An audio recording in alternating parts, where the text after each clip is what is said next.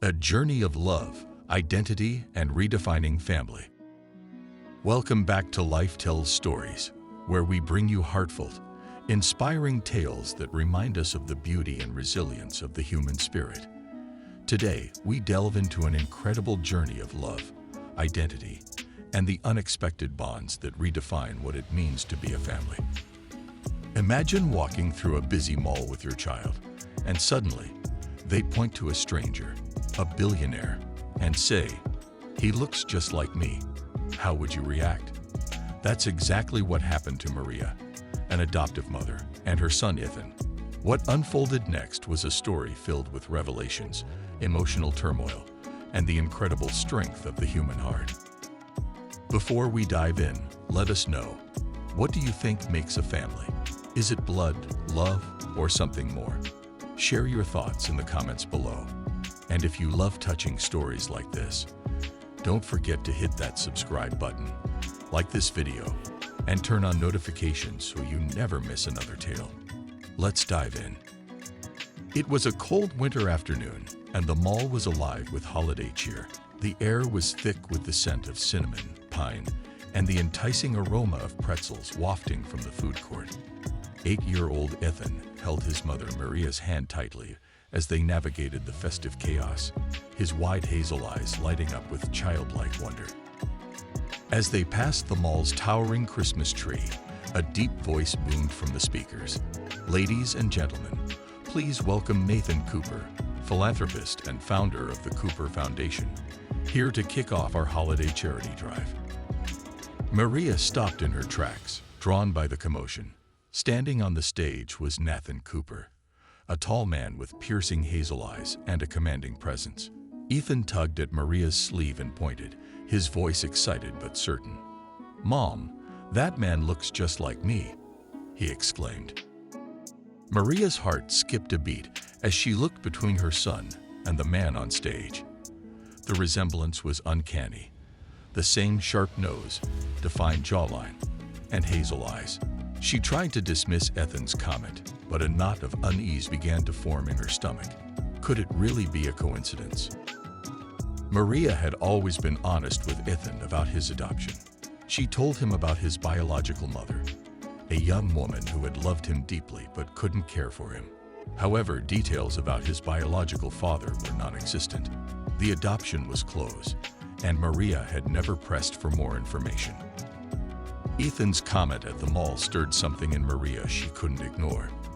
That night, as Ethan slept, she sat in the quiet of their modest living room, replaying the moment in her mind. The resemblance between Nathan Cooper and Ethan nagged at her. Could it be possible? Maria wondered. What if Nathan Cooper was Ethan's biological father? The thought was both terrifying and intriguing. It raised questions Maria wasn't sure she was ready to answer. Nathan Cooper was a man used to commanding rooms and solving problems, but that day at the mall left him unsettled. As he spoke about his foundation's mission to help underprivileged children, his gaze had been inexplicably drawn to a boy in the crowd. The child's face was strikingly familiar, igniting memories of a past he had tried to forget. That evening, Nathan sat in his expansive office, staring out at the city skyline.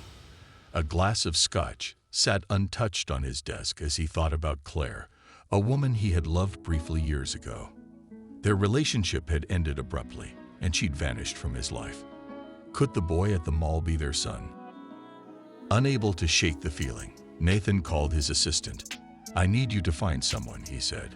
"Her name is Claire. Start with records from 9 years ago."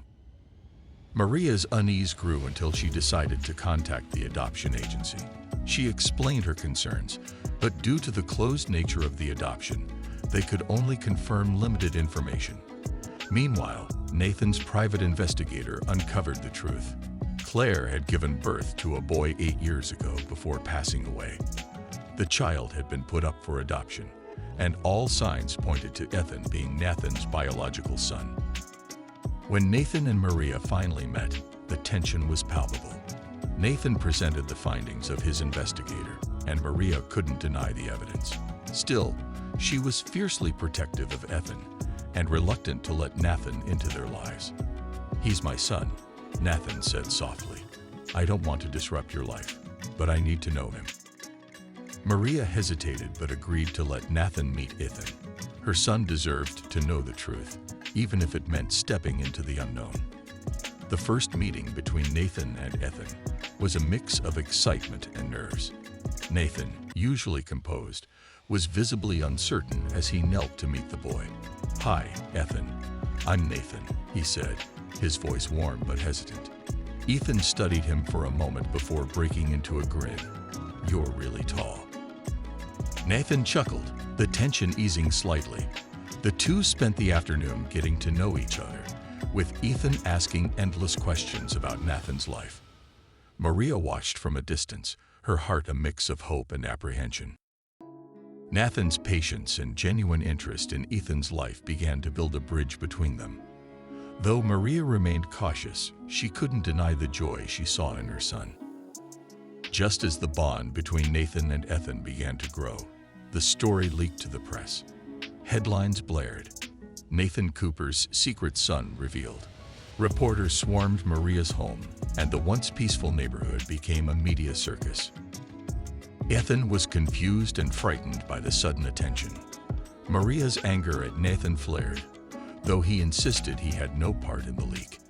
Despite his efforts to control the narrative, the damage was done. To protect Ethan, Maria cut off contact with Nathan. The decision broke Ethan's heart, but Maria felt it was the only way to shield him from further harm.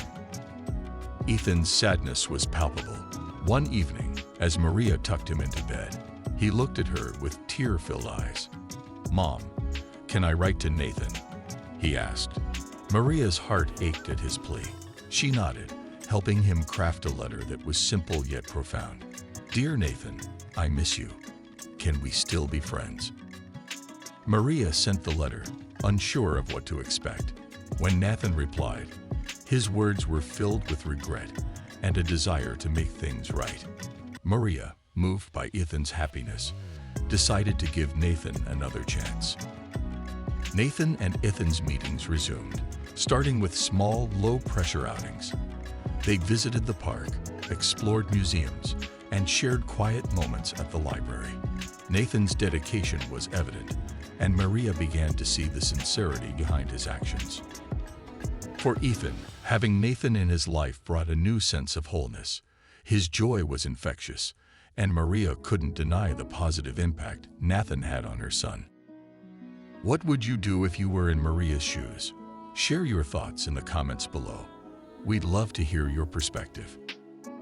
As time passed, the trio began to function as an unconventional but loving family. Nathan scaled back his demanding schedule to prioritize Ethan, while Maria learned to embrace his presence in their lives. Together, they celebrated milestones big and small. Ethan thrived under their combined love and support, his confidence blossoming as he felt truly secure in his identity. Their first Christmas together was unforgettable. The modest home was filled with warmth and laughter as they decorated the tree and exchanged thoughtful gifts.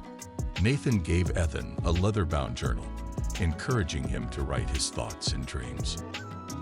Ethan's first entry was a drawing of 3 figures under a heart-shaped constellation. Above it, he wrote, "Me, Mom, and Nathan, my dad." That night, as Maria and Nathan watched Ethan sleep, they shared a quiet moment of reflection. Their journey hadn't been easy, but they had created something extraordinary, a family built on love, trust, and resilience. Maria, Ethan, and Nathan's story reminds us that family isn't just about biology. It's about the bonds we choose to nurture. This journey of discovery, forgiveness, and love shows the power of second chances and the courage it takes to redefine family. At Life Tells Stories, we believe every tale has the power to inspire. What do you think? Is family defined by blood, or is it something deeper? Share your thoughts in the comments below. If you found this story touching, please like this video, subscribe to our channel, and hit the notification bell so you don't miss our next inspiring tale. Thank you for watching, and until next time, remember, Every story matters, and every story has the power to connect us all. See you in the next video.